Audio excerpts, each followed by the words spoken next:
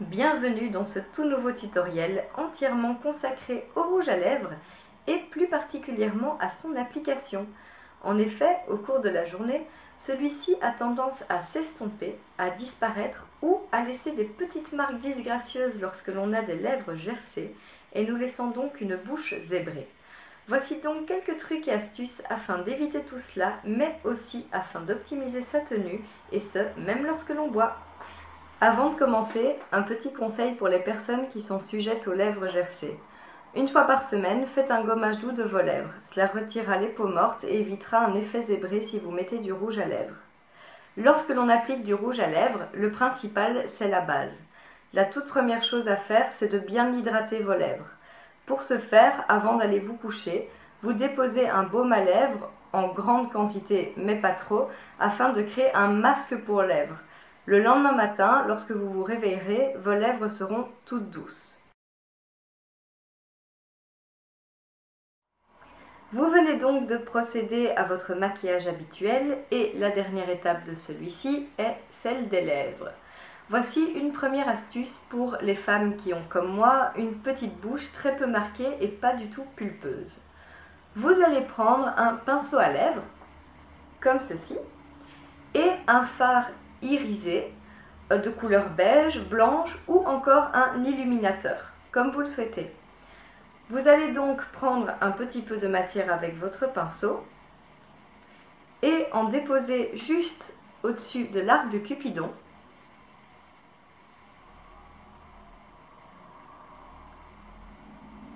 Ainsi qu'aux extrémités de la lèvre inférieure près des commissures.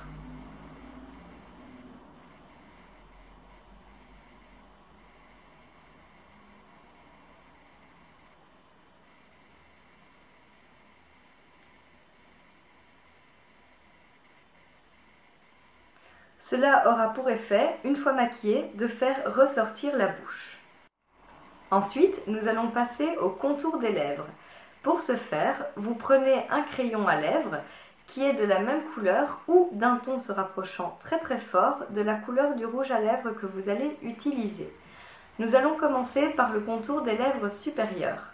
Pour ce faire, vous allez commencer par la commissure et remonter vers l'arc du Cupidon afin de créer une forme idéale.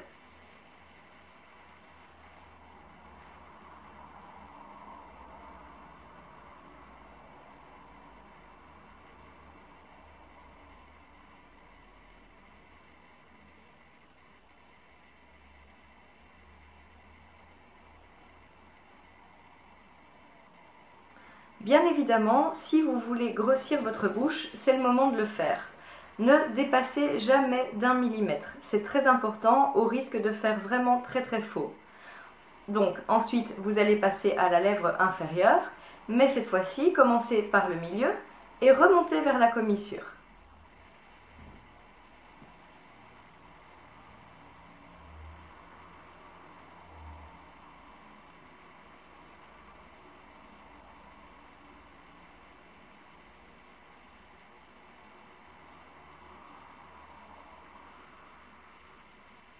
Une fois que vous avez fait ceci, il ne vous reste plus qu'à remplir votre bouche avec le crayon.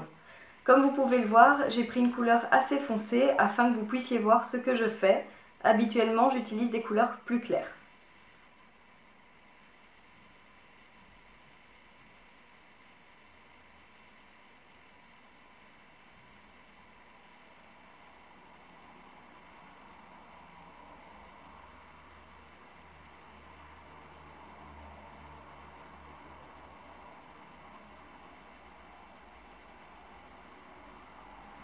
Une fois le remplissage de votre bouche fait, vous passez au rouge à lèvres. Vous pouvez aussi bien l'appliquer directement au tube qu'avec un pinceau à lèvres, comme vous le souhaitez. Moi aujourd'hui, je vais directement l'appliquer au tube. Vous allez commencer par la lèvre supérieure en partant de l'arc du Cupidon et en redescendant vers la commissure.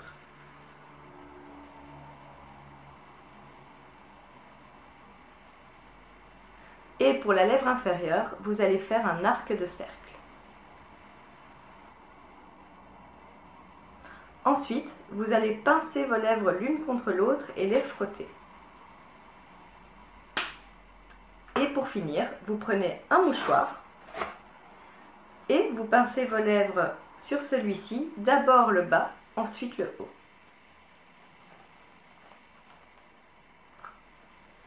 Et nous pouvons passer à l'étape suivante.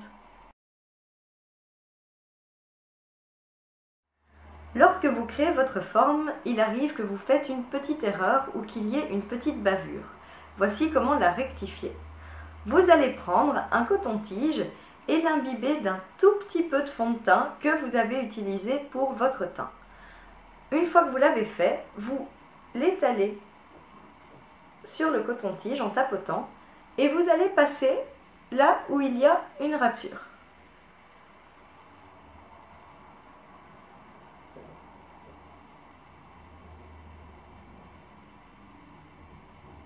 Vous repassez comme vous avez vu avec le côté propre, donc moi c'était ici, et vous pouvez passer à la fixation de la base. Pour ce faire, vous allez prendre soit un pinceau à blush, soit un pinceau biseauté tel que celui-ci. Vous allez le tremper très légèrement dans de la poudre libre translucide.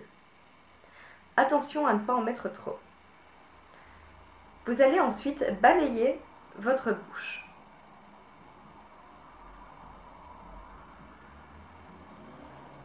Votre base est à présent fixée et nous pouvons passer à l'étape suivante. Pour cette toute dernière étape, vous allez recommencer le crayonnage. Donc comme je vous l'ai expliqué, commencez par la lèvre supérieure.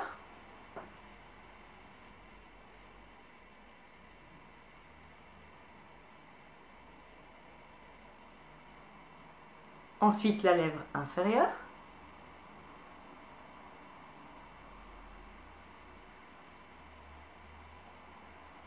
Le remplissage.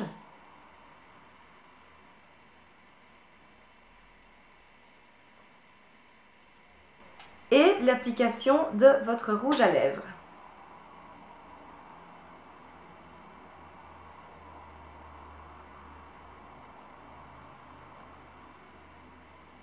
Encore une fois, vous allez frotter vos lèvres l'une contre l'autre, prendre un mouchoir,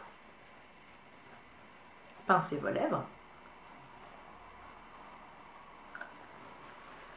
et faire des petites corrections si nécessaire, toujours avec votre coton-tige et un tout petit peu de fond de teint.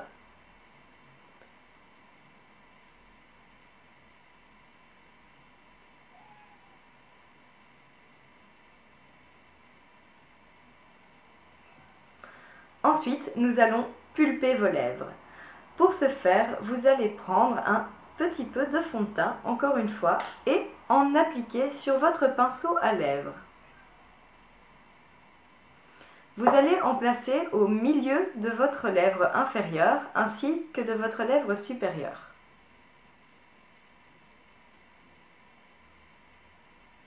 Et ensuite, vous allez tapoter au doigt afin de fondre la matière.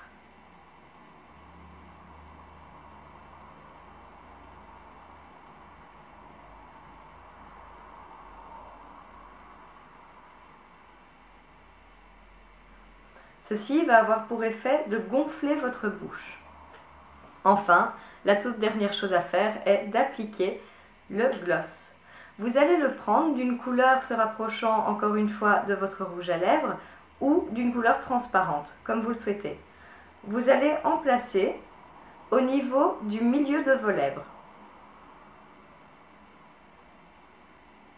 Toujours en tapotant. Et vous allez frotter les lèvres l'une contre l'autre. Si vous le souhaitez, et si vous avez fait beaucoup de corrections, vous pouvez replacer un petit peu de votre fard nacré ou de votre illuminateur au niveau de vos lèvres. Donc comme je vous l'avais dit, l'arc de Cupidon, qui chez moi est encore bien marqué, et la lèvre inférieure.